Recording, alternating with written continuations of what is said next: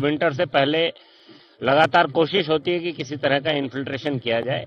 हम उसको बड़े ही मुस्तैदी से उसका प्लान करते हैं।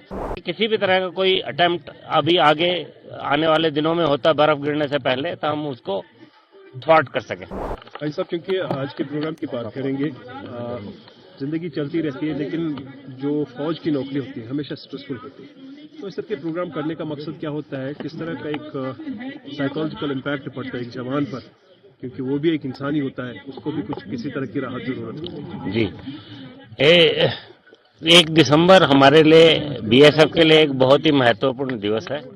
1 दिसंबर 1965 को इस फोर्स का जन्म हुआ था और हम हर एक वर्ष अपनी फोर्स का स्थापना दिवस मनाते हैं, जिसमें हम एक बड़े खाने का ऑर्गेनाइजेशन करते हैं, जिसमें हमारे सीमा प्रहरी और उनकी फैमिली के साथ हम सेलिब्रेट करते हैं और जो कमिटमेंट हमने अपनी फोर्स को अपने देश के लिए दिया हुआ है उसको रीइंफोर्स करते हैं कि हम उसी कमिटमेंट से, चाहे वो इंटरनेशनल बॉर्डर हो और एलसी हो, उसी मुस्तैदी से, उसी तैनाती से हम अपना कार्य करते रहेंगे और हरदम ये कमिटमेंट से रहेंगे कि देश के ऊपर सीमा की तरफ से किसी भी तरह के चैलेंजेस आएंगे उसको हम थ्वार्ट कर सकें। क्योंकि आप फ्रंटियर देखते हैं, बीएसएफ का एक मेजर रोल रहा है हमेशा, पास्ट में भी, प्रेजेंट भी चैलेंजेस हमेशा रहते हैं। बाकी सिक्योरिटी एजेंसीज है, लेकिन बीएसएफ हमेशा फ्रंट पर होता है तो कंट्रोल द इन्फिल्ट्रेशन वगैरह। जी, जो प्रेजेंट सिचुएशन है उसके बारे में हम जानना चाहिए। देखिए, अभी ये विंटर का सीजन शुरू हो रहा है और विंटर से पहले लगातार कोशिश होती है कि किसी तरह का इन्फिल्ट्रेशन किया जाए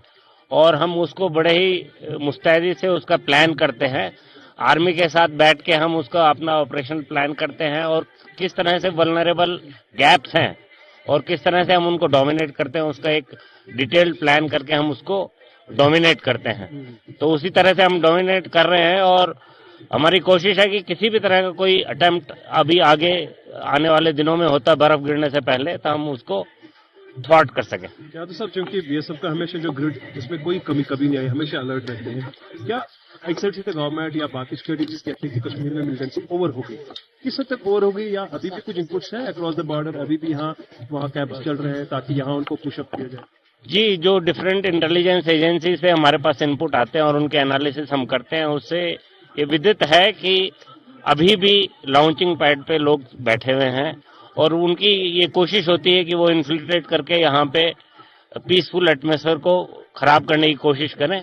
लेकिन जिस मुस्तैदी से हम एलसी पे अपना एरिया डोमिनेशन करते हैं, वी आर वेरी कॉन्फिडेंट कि किसी भी इस तरह के अटेम्प्ट को हम नाकामयाब कर सकते।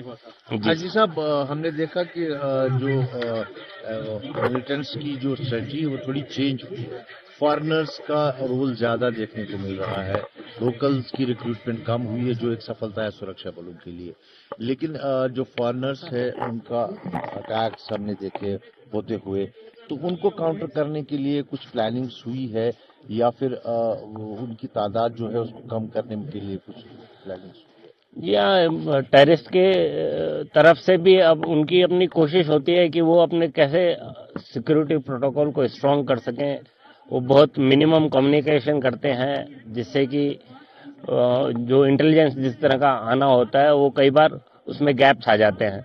तो सारी एजेंसी की कोशिश होती है कि जो भी टिप्स बिट्स हमको मिल रहे हैं उसको किसी तरह से एनालाइज करके हम आइडेंटिफाई कर पाएं कि कहाँ उनके हाइड आउट्स हैं और कौन उनके सपोर्टर्स हैं, जिससे कि हम उनको पकड़ सकें। हाजी साहब, जो पाकिस्तान में इस टाइम सिचुएशन बनी हुई है, अगर देखें सियासी तौर पे, क्या ऐसे में यहाँ पे जो अटेम्प्ट्स है उनमें इजाफा हो जाता है कि उसमें कमी आ जाती है इस दौरान, जब ऐसा पॉलिटिकल सिनेरियो वहाँ पे बना हुआ है इस टाइम?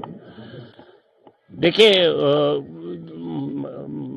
पाकिस्तान में जब भी कुछ चेंजेस आते हैं तो उसका इम्पैक्ट डेफिनेटली इस तरफ होता है, लेकिन उस पर मैं बहुत ब्रॉडली कमेंट नहीं कर पाऊंगा कि वो काम इंटेलिजेंस एजेंसीज का है। जिस तरह से आपने कहा अभी, क्योंकि आपने कहा कि काफी कम कम्युनिकेशन अभी होती है, तो कहीं ना कहीं चैलेंज है आपके लिए?